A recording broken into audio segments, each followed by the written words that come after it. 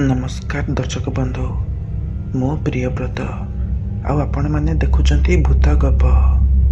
आशा करुछि आपण मैंने बहुत भलरे थिबे। सांग माने आजिर एही एपिसोड रे मु जने सब्सक्राइबर भाई को स्टोरी को कवर करुछि जहाकू आम सह शेयर करिसेंती जगन भाई। तो सर्वप्रथमे जगन भाई को बहुत बहुत धन्यवाद निजर हरर एक्सपीरियंस आम सह शेयर करिथिबारु। जदि आपण माननकु भी स्टोरी पठाइबार अछि ताहाले स्क्रीन रे व्हाट्सएप नंबर दिया जायछि, सेठारे आपण चाहिले पठाइ परिबे। स्टोरी पठाइबा आगुरु किछि जरूरी कथा ध्यान रखिबे। स्टोरीटी अति कम रे 4-5 पेज रु अधिका हेबा दरकार। भलो हेबो जदि आपण गोटिए खाता रे शुद्ध ओडिया भाषा रे लिखिकी मते सेंड करिबे। एहा द्वारा आपणको स्टोरी शीघ्र अपलोड हेबो। आउ जदि आपण वॉइस मेसेज साहाय्य पठाउछंती ताहाले टिके अधिक समय लागि पारे। तो चलंतु आउ देरी न करी आरंभ करिबा आजिरो एपिसोड को। जगन भाई कही थांती जेतेबेले रोजीरो आखि खोले तो से ता निजको हॉस्पिटल बेड रे देखिबाको पाए। तो सेतेबेले हठात रोजीरो नजर सामने छिड़ा होइतिबा गोटे छोट छुआ उपरे पड़े, जहाकू देखि से अचानक चमकी पड़े आउ भୟରେ चित्कार करिबाकू लागे। कारण तो आखि सामने छिड़ा होइतिबा से छुआ कौनसी साधारण छुआ न थाए, बरं गोटे अजीब भयानक किस्मर शरीर थाए जार मुंड अधारू फाटी जाई थाए। आउ ता छाती रे गोटे बड़ लुहा रड एपटरू सेपटकू फुटी होई बाहरी थाए, जेउथिरु रक्तर धार देह सारा बही जाउथाए। किंतु तथापि से छुआ आराम रे चाली बुली पारुथाए। परंतु से छुआ अचानक काहींकी रोजीर रूम रु बाहरी जाए आउ ता रूम रो गेट सामने रे छिड़ा होई जाए। आउ रोजी को देखि एक अजब हस हसिबा सह ता आडकू डाकिबाकू लागे। रोजी बेचारी किछि न बुझी न सुझी से छुआर साहाय्य करिबा निमंते निज बेड रु उठी ता आडकू जिबाकू लागे। आउ जेतेबेले रोजी से छुआर पाखरे जाई पहुंची जाए से छुआ एकदम सेठारु दौड़ी जाए आउ लॉबी एरिया रे जाई पहुंची जाए। रोजी मध्य से छुआर पीछा करिबाकू लागे।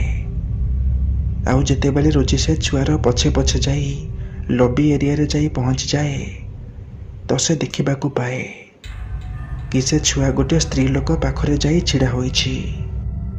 आउ से स्त्री लोक काहींकी के जानी बहुत जोर जोर रे कांदुछि। रोजी से स्त्री लोक पाखरे जाई पहुंचे तो सेतेबेले से छुआ रोजी को कहे कि आज तांकर बहुत बड़ गोटे एक्सीडेंट होई जाईछि, जेउथिरे ता मुंड अधारू फाटी जाईछि आउ ता छाती रे गोटे बड़ लुहा रड पसी जाईछि, जहा फल तार घटना स्थल रे ही मृत्यु हो जाईछि।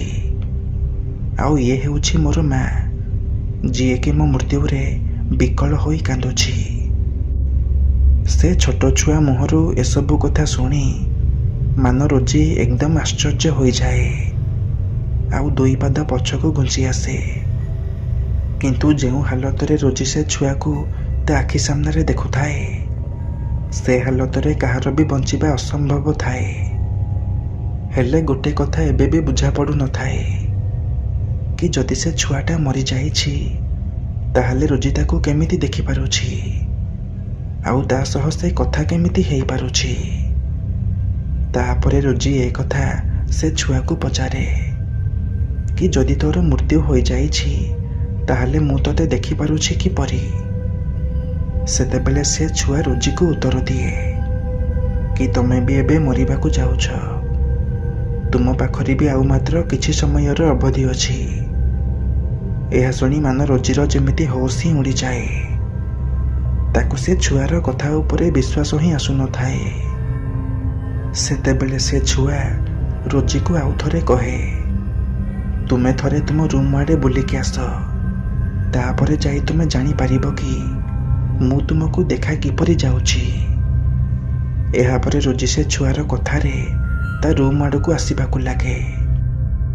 ଆଉ ଯେତେବେଳେ ରୋଜି ତା ରୁମ୍ରେ ଆସି ପହଞ୍ଚେ ତ ଭିତରର ଦୃଶ୍ୟ ତା ପାଦ ତଳୁ ମାଟି ଖସେଇ ଦିଏ। କାରଣ ଯେଉଁ ବେଡ୍ରୁ ସେ ଉଠିକି ଯାଇଥିଲା ଏବେ ସେ ସେହି ବେଡ୍ରେ ଶୋଇଥାଏ ଆଉ ତା ମୁହଁରେ ଅକ୍ସିଜେନ୍ ମାସ୍କ ଲାଗିଥାଏ। ଏପରିକି ତା ମା ତା ବେଡ୍ ପାଖରେ ବସି ଜୋର ଜୋରରେ କାନ୍ଦୁଥାନ୍ତି। ଏସବୁ ଦେଖି ରୋଜି ପୁରା ସ୍ତବ୍ଧ ହୋଇଯାଏ। ସେତେବେଳେ ଜଣେ ଡକ୍ଟର ରୋଜିର ରୁମ୍କୁ ପ୍ରବେଶ କରନ୍ତି ଆଉ ତାର ମାଙ୍କୁ ବୁଝାଇ କୁହନ୍ତି କି ରୋଜିର ଜୀବନ ବଞ୍ଚିବା ବହୁତ ମୁସ୍କିଲ ଅଛି। ଏହା ଶୁଣି ରୋଜିର ମା ଆହୁରି ଜୋର ଜୋରରେ କାନ୍ଦିବାକୁ ଲାଗନ୍ତି। ରୋଜି ସେହି ସବୁ ଦୃଶ୍ୟ ସେଇଠି ଛିଡ଼ା ହୋଇ ଦେଖୁଥାଏ, କିନ୍ତୁ ସେ ବୁଝିପାରୁନଥାଏ କି ତା ସହ ଏସବୁ ହେଲା କିପରି। ସେ ତ ତା ସାଙ୍ଗର ବର୍ଥଡେ ପାର୍ଟିରୁ ଘରକୁ ଫେରୁଥିଲା। ସେତେବେଳେ ରୋଜିର ବୟଫ୍ରେଣ୍ଡ ଆକାଶ ହସ୍ପିଟାଲ ଭିତରେ ପହଞ୍ଚେ ଆଉ ରୋଜିର ମାଙ୍କୁ ସବୁ କଥା ଗୋଟି ଗୋଟି କରି କହେ କି ରୋଜିର ଆକ୍ସିଡେଣ୍ଟ ଆଜିକୁ ଠିକ୍ 2 ଦିନ ତଳେ ଗୋଟେ ଟ୍ରକ୍ ଧକ୍କାରେ ହୋଇଯାଇଛି, ଯେଉଁଥିରେ ରୋଜିର ସମ୍ପୂର୍ଣ୍ଣ ବ୍ରେନ୍ ସେଲ୍ସ ଡେଡ୍ ହୋଇଯାଇଛି ଆଉ ତାକୁ ଏଥିରୁ ବଞ୍ଚାଇବା ମୁସ୍କିଲ ହୋଇପଡ଼ୁଛି। ଏସବୁ ଶୁଣି ରୋଜିର ଆଖିରୁ ଲୁହ ଝରିପଡ଼େ, କିନ୍ତୁ ନା ତ ସେ କାହାକୁ କିଛି କହିପାରୁଥାଏ ଆଉ ନା ତା ମାଆର କୋଳକୁ ଫେରି ପାରୁଥାଏ। ତେବେ ଦର୍ଶକ ବନ୍ଧୁ, କ'ଣ ସତରେ ମୃତ୍ୟୁ ପୂର୍ବର ନଜାରା କିଛି ଏହିପରି ହୋଇଥାଏ? କମେଣ୍ଟ ମାଧ୍ୟମରେ ଆପଣମାନଙ୍କର ମତାମତ ଆମକୁ ନିଶ୍ଚୟ ଜଣାଇବେ। ତାହେଲେ ଇଏ ତ ଥିଲା ଆଜିର କାହାଣୀ, ଯାହାକୁ ଆମ ସହ ସେୟାର କରିଥିଲେ ଜଗନ ଭାଇ। ତେବେ ଆଜିର ଏହି କାହାଣୀଟି ଯଦି ଆପଣମାନଙ୍କୁ ପସନ୍ଦ ଆସିଥାଏ ତାହେଲେ ଭିଡ଼ିଓକୁ ଗୋଟେ ଲାଇକ୍ କରି ଆମ ଚ୍ୟାନେଲଟିକୁ ସବସ୍କ୍ରାଇବ୍ କରିଦେବେ, ଯାହାଫଳରେ ଆଗକୁ ଏମିତି ନୂଆ ନୂଆ ଭିଡ଼ିଓର ନୋଟିଫିକେସନ୍ ଆପଣ ସର୍ବପ୍ରଥମେ ପାଇପାରିବେ।